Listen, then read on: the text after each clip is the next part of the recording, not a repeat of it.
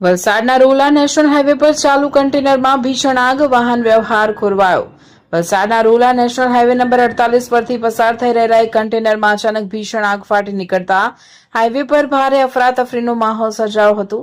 ડુંગરી નજીક આવેલા રૂલા ગામના નેશનલ હાઈવે નંબર 48 પર બનેલી આ ઘટનાને પગલે હાઈવે પરનું વાહન વ્યવહાર સંપૂર્ણપણે ખોરવાઈ ગયો હતો. મળતી માહિતી મુજબ ચાલુ કન્ટેનરમાં અચાનક કોઈ કારણસર આગ લાગી હતી. જોતજોતામાં આગે એટલું વિકરાળ સ્વરૂપ ધારણ કરી લીધું હતું કે કન્ટેનરમાંથી ધુમાડાના ગોટે ગોટા દૂર દૂર સુધી જોવા મળ્યા હતા. આગની તીવ્રતાને જોતા હાઈવે પરથી પસાર થતા અન્ય વાહન ચાલકોમાં પણ ભયનો માહોલ ફેલાયો હતો અને સાવચેતીના ભાગરૂપે હાઈવે બંધ કરાતા ટ્રાફિક જામ થઈ ગયો હતો. ઘટનાની જાણ સ્થાનિક લોકોને હાઈવે ઓથોરિટી દ્વારા તાત્કાલિક ફાયર વિભાગને કરવામાં આવી હતી. અકસ્માતની ગંભીરતાને જોતા ફાયર વિભાગની 3 જેટલી ટીમો તાબડતોબ ઘટના સ્થળે પહોંચી ગઈ હતી અને આગ પર કાબુ મેળવવા માટે યુદ્ધના ધોરણે કામગીરી શરૂ કરી દીધી હતી. પ્રાથમિક માહિતી અનુસાર કન્ટેનરમાં આગ કયા કારણોસર લાગી તે હજુ સુધી જાણી શકાયું નથી.